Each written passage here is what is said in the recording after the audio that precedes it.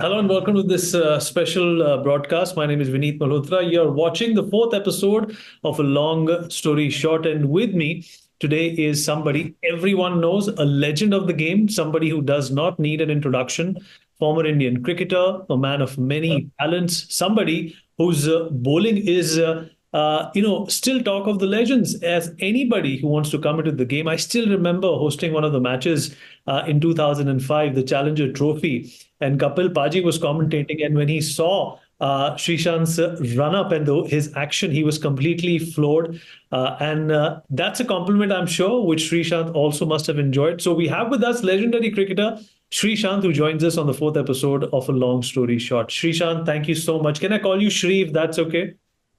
It's much easier. Thank you, Vineet, for having me. I mean, a lot of brotherhood, but this is the first time I'm more than happy to be a part of this. You just started the show with the legends, Kapil Paji. So I'm honored. Thank you, Vineet, for having me. Honor is ours, Shri. Honor is ours. Thank you so much. You're looking good. Shri, okay. I'm going to start with a question which is current in nature. I still remember 2007. Everybody remembers that catch that you took, and Irfan Pathan, one of your very good friends, one of my very good friends, also went on to say that, it is not the ball that Sreesanth caught, it is the World Cup that Sreesanth caught in his hand. I want you to first up, try and recall what exactly happened in that particular over, and mix it up with the fact that India is the champion once again in the T20 format after almost 2 decades. Absolutely. Great. Thanks to Irfi for such kind words. To be honest, I'm genuinely grateful that I had an opportunity to take that World Cup winning catch. I have to thank Dhoni bhai. In fact, Mahi bhai kept me where the ball won't come. He was literally saving me as a fielder because I had a slight, I won't say hairline fracture, but I had a very bad, if you can still see it, I still have that. I know it's been more than 2 decades, but I still have that. There is a slight injury which I took cortisone injection, so I was not doing any fielding drills during the World Cup. But a lot of people doesn't know about it. So I was staying away from where the balls are coming. But Misbah had different plans. The first ball was a wide by Jogi. Second ball went for a six. He tried a yorker and it went for a full toss and it went for a six. So obviously everybody was thinking about, oh my God, it's India versus Pakistan, ICC trophy. We have never lost a single game against Pakistan. And if we lose this, it's going to be difficult. But there was this immense belief system because I have to be grateful, genuinely grateful to one man, which is Robinson sir. A lot of people don't say it. Robinson sir used to give us a lot of catches every single game before the game, even before the World Cup started, whenever Robinson, even I remember the England series where he was there and he was focused on the World Cup. He wanted to win that T20 World Cup. So we were a young team, but I think the practice made it perfect. And I was just fortunate that when Misbah played that, I was looking forward to do something in the World Cup because semi-final went really good for me. Final was not that great because the first over went for 21 runs. Then I could bowl one maiden over the World Cup in the World Cup final in a T20, which I did in a semi-final also. So then the last over which I bowled, I think I got Sohail Tanvir out, Yorker, even though he hit me for a couple of sixes. So there was only one more wicket to go. So I was just praying that let me stop the ball and not give Misbah a second run. I was not waiting for a catch, but I was just thinking, let me just give everything. If the ball comes to me, Misbah is not going to get the second run. That was my plan. But then God had a different plan. God's plan, as Virat rightly said during this World Cup, it's not our plan which works out. It's all God's plan. The ball went up in there. And we need, it was just, I was completely blank. I think the highest point of concentration is being blank and being in that zone flow state. And the catch happened. And in fact, the catch hit my index finger first. That's why it popped out. Right. If you guys really see after this interview, if you see this catch again, you will realize that it just popped out because it hit my index finger and it was painful. But then everybody was praying. So yeah, the rest is history. And the same thing happened this year. I was in the commentary box. I was in the ground taking the catch for the World Cup, winning the World Cup. And this time I was in the broadcasting team with Star Sports and Hotstar. In fact, I was watching it in Hotstar with my crew, with my colleagues. And we were, in fact, saying the commentary. And if you all remember, it was in the air and Sreesanth takes it and India wins the World Cup. So I had this visualization, manifestation. And in fact, when...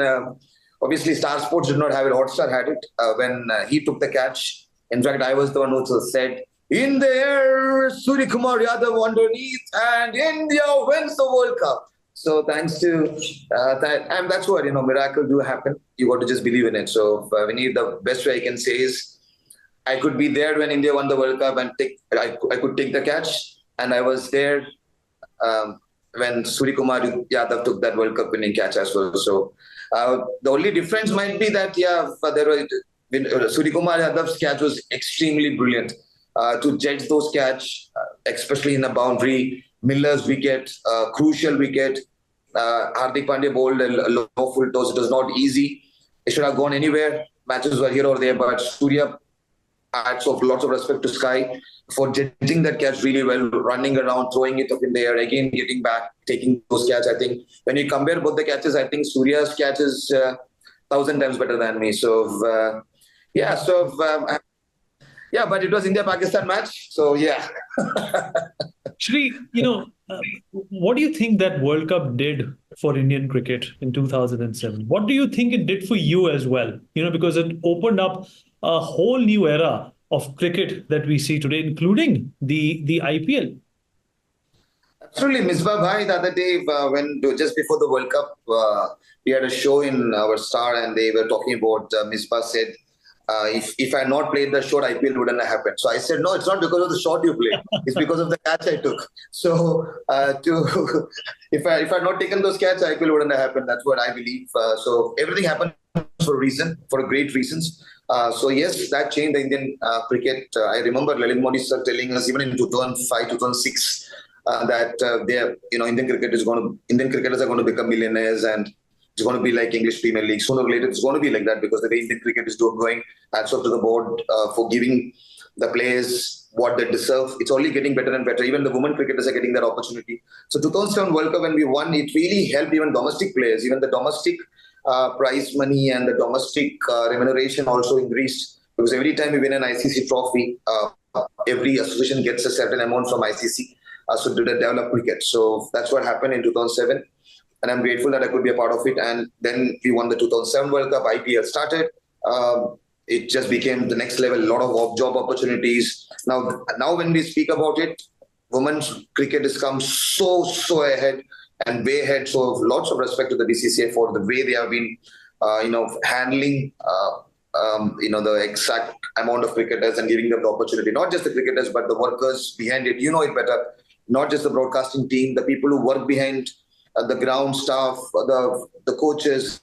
So I think that's what that catch did to the Indian cricket as well as the international cricket, because a lot of international cricketers don't do any mischief with Indian cricketers even when they play international because they know that IPL contract. Let it be coaches, let it be players. They want that contract, so they will not do anything bad or say anything sad on Indian cricket for sure. Spoken like a true cricketer. Shri, there's another incident I still remember. I remember it was a test match that I was hosting for a sports channel as an anchor, and there was a gentleman by the name of Andre Nell in South African team. And I still remember you finished your run and you did a dance in front of him with your bat. Tell us about that day because that is something that is etched in the history of all your fans. What was that day all about? And Andre Nell, he was a big set guy. He was intimidating. And here you were, the skinny kid, doing this dance in front of him. It's like I will I will just say because Vinny, today I'm actually sitting in Dubai, and in fact today I had a inspirational talk which I do nowadays. So I'd gone to the company, and the first question they asked me after my speech was, "What were you going through in my head when you took the catch?" And the second question was exactly what you asked. So all I can say is he was just going too much. He was first of all, I think Andrenel was telling me because I had got a 5-wicket haul in the first innings. They never expected an Indian cricketer to come to South Africa and maybe win a test match. So maybe that is why they were intimidated. And in fact, he was trying to intimidate, saying, you don't have a heart to play for the country. You don't have it in you. Then certain few language which he used, which I didn't really appreciate. But then that's what happens on the cricket field. It was more like taming the horse. When the horses go wild, there will be that captain or the guy who comes and tame the horse. So the wild horse got tamed by Sreesanth. That's what I'll say about that incident. Even though people say it is dance, it's not really dance. If you really look at it, I just copied exactly what Dada did in NatWest Trophy. He removed the T-shirt and he did that. I couldn't remove my t-shirt at that point of time because I had to remove my gloves, my helmet. The only thing I could do was taming the horse. So it was just what Dada did against England. I'm a huge Saurav Ganguly fan, Dada fan. So I'm just so grateful. He's really helped me a lot. Even in that South African series, he was there who could guide me how to bowl to a left-hander. So when this incident happened, I think it was just more of, the right word will be Desh Bhakti. If somebody goes against anything against my country or especially where your profession, not me, even if you would have done it, I'm sure. Not the dance part, but I'm sure you would have hit those six to even the fastest ball if you had bowled. It was just that spur of moment, maybe the exuberance of youth. That's what Ravi Shastri sir told in the commentary box. Thanks for in fact, clarifying your side of the story, because this is obviously something very interesting. Everybody calls it a dance, but it was not a dance. It was taming a wild horse. That's what I will say. You did a good job. I think he was pretty toned down after that. And Sri, R. Ashwin has also just put out a book in which he's narrated a story rather in South Africa in Port Elizabeth, in which he's talked about Mahendra Singh Dhoni getting very angry at you. That was Ashwin's version of you disappearing from the dugout. What was your version? I want to know what happened as per you. And this book is out there in the open for people to read. And he said that Mahendra Singh Dhoni was quite upset with you. What happened? People would love to know. See, this question should be asked to Dhoni. Why? I don't remember any time when Dhoni was very upset. That is one thing. I don't know why Ashwin said that. Even I'm pretty much. A lot of people, a lot of media channel actually called up, messaged me. What is your response? All I can say is if that helps him to sell a few more books, God bless him. Because I think I love Ashwin, and I still remember South African series where he was just a newcomer. I remember Ashwin and I think Pragyan Oja made their debut during when I made a comeback in 2009. I clearly remember. I think in Kanpur or somewhere, Pragyan Oja made his debut, and then Ashwin. The South African series was those series where I don't remember Dhoni by getting angry. I clearly remember Dhoni by asking me to carry water throughout the one-day series, which I did. In fact, even after getting a 5-wicket haul in Cape Town Test, I was not given an opportunity in a one-day match, especially when I was there in the 30 probables. So I think it's all team management decision. I don't remember. If you can ask all the other cricketers also, I don't know why that topic is there in a book. That too in his personal book. I think it shouldn't be called an autobiography. Is that an autobiography which you wrote? Yeah, or yes, it is. I mean, then it's not an autobiography. If he's talking about me and Dhoni, I think it is a story behind the scenes of Indian cricket. So I don't know why he said that. All I can say is Ashwin, God bless you and family, because I have nothing to say, Vineet. Because if there is something, I don't remember something which is so special. I mean, whatever he wrote, I don't genuinely remember. I remember one thing, which is that he was talking about massage or something. I was on a physio table because I think it was a second game or third game, if I'm not wrong. Because when everybody asked me, trying to remember things. What he actually said was that there was some warning given out, and it was told that you have to be sent back to India, and that's when you. Yeah, I know. That's when you do the things that MSD expected you to do. After getting a 5-wicket haul in Cape Town, that to winning a test match, I don't think Dhoni Bhai would have said that. Even if he said that, he never told me. So that is my side of story, Vineet. I think that is Ashwin's story. I think you should get Ashwin on board and ask him the same question. Why he wrote that in an autobiography? Because the way my wife told me was, the funniest thing was, Sri, why would you respond to this? I said, there's nothing like that happened. Do you remember anything? I said, no. Then she said, if that helps him to sell a few books, it's fine. So I said, he doesn't need Sreesanth to sell his books. He's Ravichandran Ashwin. He's a legend. He's in the next level altogether. But anyway, thank you for remembering me, Ashwin. I mean, that's what I can say. When such legends write about me, good or bad, I think whatever experience. It's going to help him sell the book. It's going to help him sell the book. Yeah, and I have nothing to say, Vinny, that to be honest, genuinely, I have gone through much worse things in my life. Everybody knows about it. I have gone through things which, all these small things, doesn't even a captain shouting at me or captain not liking. In fact, I'm going to talk about some of those tough questions as well. But there's one question I always wanted to ask you was, what is the difference between the Sreesanth that we saw in the early days and the Sreesanth that we have today? Because obviously, I have seen you. I've seen you. I hosted the first match that you played.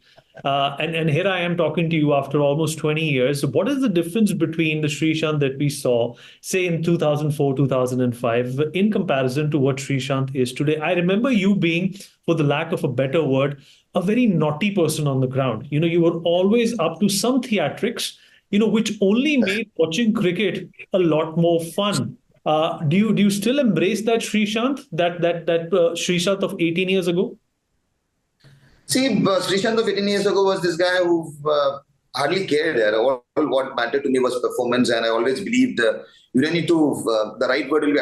I always believe you don't need to suck up to people, and I still believe that. There is no change in that. I don't really suck up to people just to please them. I'm not a people's pleaser. I am me the way I am, and some people like me, some people don't like me. But the way I look at it is, I have a genuine opinion. I am not a real person. I am a real person. So some people like it, some people don't like it. I say what I feel like.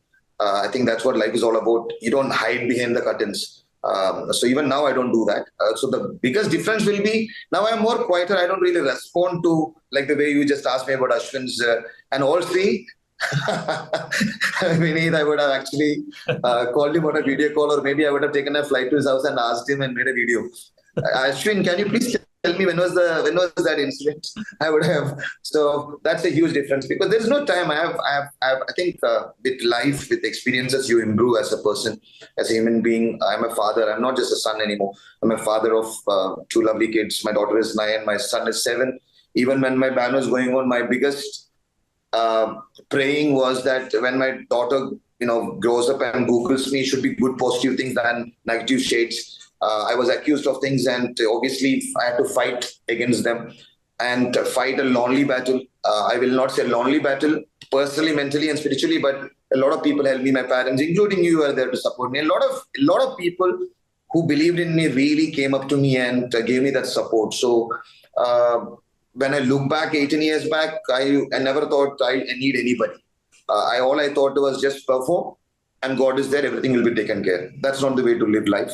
You need to be appreciative. You need to be grateful. I was always grateful, but now I'm much more appreciative of the people around me. And if someone is talking bad or someone is not liking me, I don't really try and respond or try and please them to make them love me. Some people like you, some people don't like you. I just let it be because I need to put bread on my table for my kids and my family, my parents. I have an 86-year-old dad, a 74-year-old mom.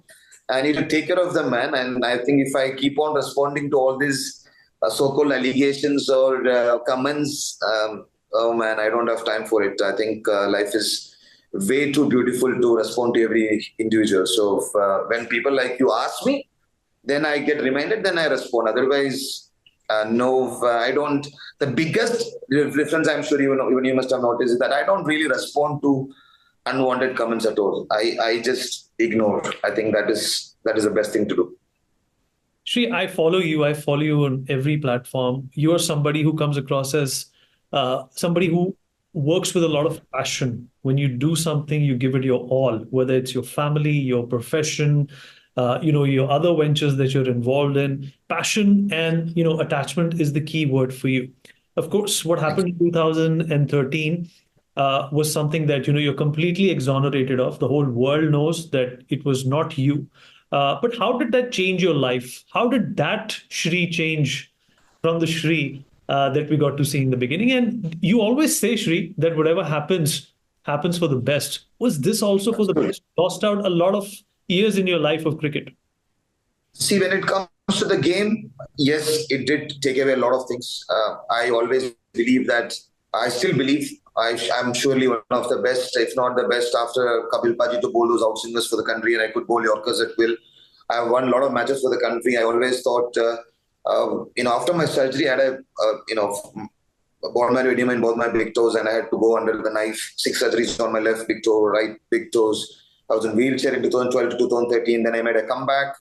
I had a very inspirational story to tell the world that pain shouldn't stop you, and to play the South African series and win that series, because the 2006 we lost the series.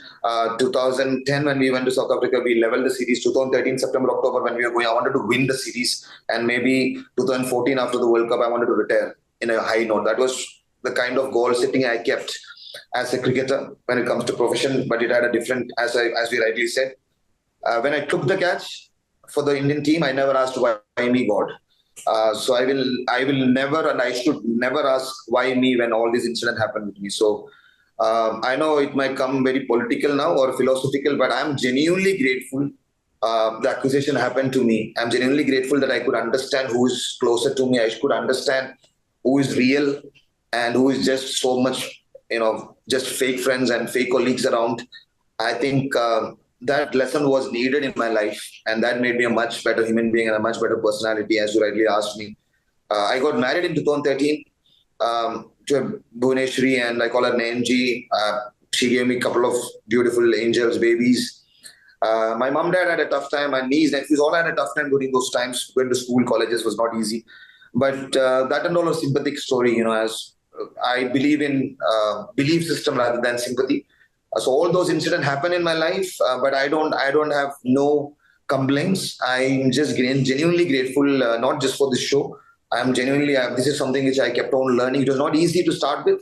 So I unlearned few things. I learned that you have to be grateful, and gratitude is the best thing to do. No matter what happens, I am so genuinely grateful. Never know. Maybe if all this wouldn't have happened, this is not the way we might be talking right now. So I am just happy that everything happened, and I learned in a much better and harder way. And like the tough times don't last, tough people do. And something which my dad always says is a person who struggles is better than a person who never attempts. But I added one more thing with my dad saying, you got to rule the struggling phase. So I think I can proudly say I didn't beg, I didn't plead, or I didn't go after somebody and get my hands in front and say, please help me.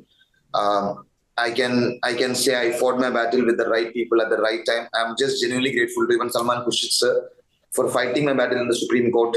Rebecca ma'am, you have seen all the battles.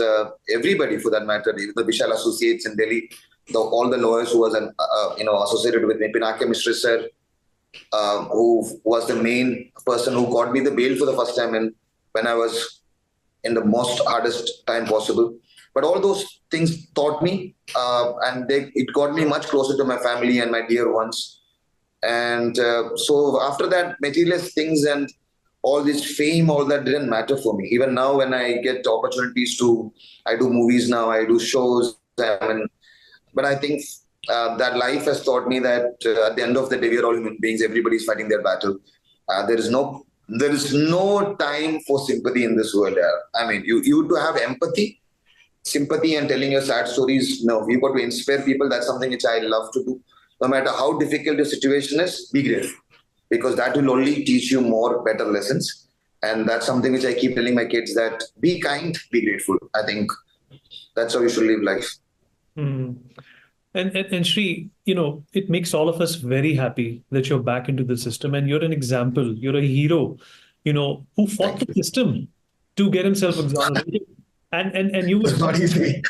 I got a you lot were of appointed nails, lot by of the Supreme Court and you took on the BCCI, one of the strongest sports body in the world. It's not only what you've done in cricket, it's what you have done off the field as well, which has become stuff of legends. So how do you feel about that? Coming out on the right side of this very tough time that you went through.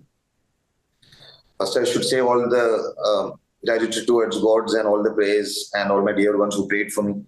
And I have to really thank myself for not giving up. And there were opportunities where I didn't want to even live. From there to where I am right now, I'm just extremely kind. One thing is that. One more thing is during those times, what kept me going? A lot of people ask me. I think my kids kept me going, my wife kept me going, my mom and dad, because they have seen all the highs when I played for the country. And they had so much immense belief in me that I will play again, at top level, maybe for the country. But I didn't end up playing for the country. But I could fight that battle. I'm grateful to all my lawyers, and the judiciary system as well for even though it took time. BCCI gave me that opportunity, to play again. I fought the battle, I won the battle, but then Kerala Cricket Association, a huge thanks to the entire fraternity of Calcutta Association, for giving me that opportunity. Timmy Yohanan was the coach, Timmy Chetan. He gave me an opportunity. I had to play from the districts. I had to, at the age of 39, to make a comeback. It was not easy, but I changed my mindset thinking. I went did my fitness test. I did my club games. I played a lot of practice matches, selection matches. I got into the 30 probables list. Then I was there in the 15. Played my first game. I got a wicket in a Syed Mushtaq Ali in the same ground. I played the last one-day game for India, which won the World Cup in 2011 at Wankhede Stadium. I had an opportunity to make a comeback. My first ball I bowled after my ban was in a Wankhede Stadium where I won the World Cup, even though it was after almost 8, 9 years. It was a wonderful experience. I got a wicket of an eighth ball after 8 years. So a lot of things happened. And that way, and an outswing hitting the top of off stump, pitching on middle stump, which I always visualize. This is how I should want to come back. Where I played a Vijayasara Trophy, I was the highest wicket taker for Kerala, and I think fourth or fifth in all over India, and when it comes to bowlers, spinners, and fast bowlers. So it was good. It was a great thing. But even now, I can proudly say, more than the fighting the battles against anybody, it was just that motivation and inspiration I got from my own story to tell the world, not just to my kids or grandkids, but to tell a Malayali cricketer or any cricketer from any part of the world that any sport or art, that as long as you're breathing, don't keep realistic goals, keep unrealistic goals, which will happen, and you got to keep working hard. And I will tell you one more thing. One of the best compliments I got in this kind of last 15 years or 25 years of cricket career was the other day I met one of this, I don't want to name the artist, one of the artists came up to me, very well off and very famous artist comes to me and says, I was also there in that situation. I was not sure, I was not getting any work. Then I looked at your stories. You always write gratitude, grateful in the stories of my thing. And I started doing it, and it really helped me when the moment I started being grateful things.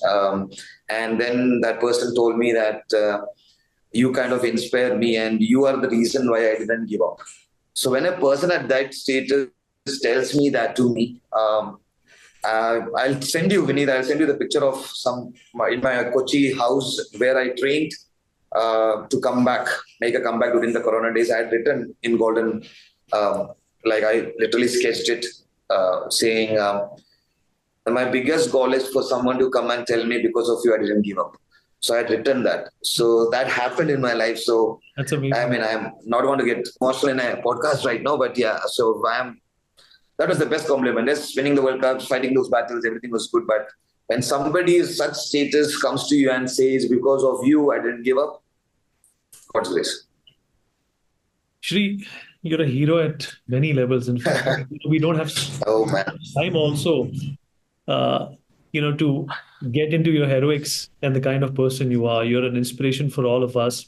I can see you're getting a little emotional. I can see, but that's okay. Not easy, but it's just because you have seen it from, as you rightly said, from the first game. That's what even today I was in this inspirational conversation. I said, if you're breathing, don't ever doubt anybody, and don't compete. You don't need to compete. We have been taught to compete. Competition is where the ego comes in, and brotherhood becomes enemy, sisterhood becomes, and it's all competition, and everybody is fighting with each other. I think something which Corona have taught is, in fact, they taught me when in 2013 itself that we are all same. We are all fighting their battle, and you got to appreciate it. And if you know something, rather than compete, keep improving, keep helping each other, and that makes all of us a much better person. Than at the end of the day, it's just a few seconds and your life changes. So we should be appreciative of, that's what I'm following, man. And that's what I keep trying to spread that in whatever smallest and biggest possible way. In fact, I take a lot of pride in the fact that the first match that you played in the Challenger Trophy, which was telecast on national TV, was hosted by me. In fact, a lot of your other colleagues also debuted that. I remember Piyush Chawla was there, Yusuf Pathan was there, Robin Uthappa. Nobody knew these youngsters, but that was an opportunity. And you in fact made your mark right from that first match, and that was also the match where Sachin Tendulkar was making a comeback from his tennis elbow injury. I still remember that. Sri, we have almost run out of time. I also want to understand from you, what's your take on the current Indian team? We also have a new head coach, Gautam Gambhir. You've had a hot and cold relationship with Gautam Gambhir as well. I It know. keeps happening. It keeps happening. I mean, even Virat Kohli and Gautam Gambhir have had a hot and cold relationship. In fact, they've had perhaps more spats than you and Gautam must have had, and they're in fact representing the country now. What's your take on the current Indian team and the new coach? Yeah, I wish the very best to the entire Indian team. At the end of the day, I was one of somebody who told me just before the World Cup, when I was in the broadcasting team, I said, no matter what the team is selected, you need to appreciate and respect the decision of the selectors as well as the BCCI. Every individual will get an opportunity sooner or later. You got to believe in that. So that's what we are seeing: a new era, a new coach who's a fighter. Yeah, I always called Gauti always that I used to call him Tiger from 2006 from the South African series. I remember he was not playing that series, but then the very next series onwards, he started making mark. So he's a fighter, and I'm sure he's the tiger, and he will bring the best out of every individual.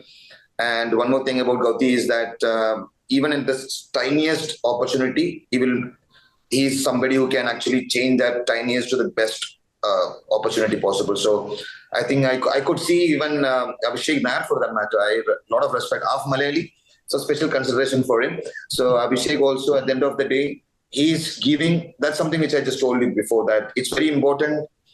If you cannot achieve certain things, you got to make other people achieve much better things than you.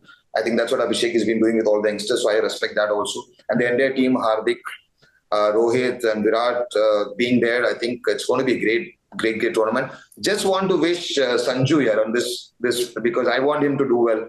A lot of things have been said to him. I think it's all about, and he got his opportunities. He won the World Cup, but he should never get satisfied. I think Gauti is somebody who can actually make all these people believe that there is much more to achieve rather than just one World Cup. If you can win one, you can many. And the kind of IPL and the players we have, I am a firm believer. I think I was one of the first broadcasting team in Star who told that India is going to win the World Cup no matter what. And they'll keep on winning the World Cup if we keep that brotherhood alive.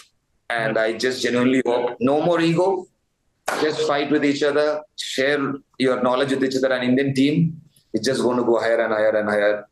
And the players will keep on improving and keep on winning the matches. I wish them the very best. Sri, thank you so much. It's always an emotional journey for me as well to interview you because my start in broadcasting was also the start of your career in cricket. So whenever I talk to you, whenever I speak to you, it's reliving my career. It's reliving those early days. And you're a man of your word. You told us you'll do this show. No matter where you are, you're in Dubai right now. You still lived up to your word. And like I said, Thank you. inspiration for all of us. Thank you so much. Your state, Kerala, is in a bit of trouble right now. A lot of people Yes. must be wondering. I just want to say this. No matter how much, you don't need to clap your hands and tell the world that you're doing something, but please try and help how much are possible. We have been doing our share of help to Wayanad and, all the flood affected area. Please, there are so many shoes and kapadas and medicines. There is so much of in need in Wayanad. So if you can please help in whatever possible way, however you can, please send it to the minister's fund as well as even if you can send it directly to them, to the panchayats and municipalities, please do it. It's just a humble request. It will save a lot of people. Thank you, Sri. Really appreciate you taking out the time and speaking with us on a long story short. Thank you so much. Thank you. Appreciate it. Jai Hind, bhai.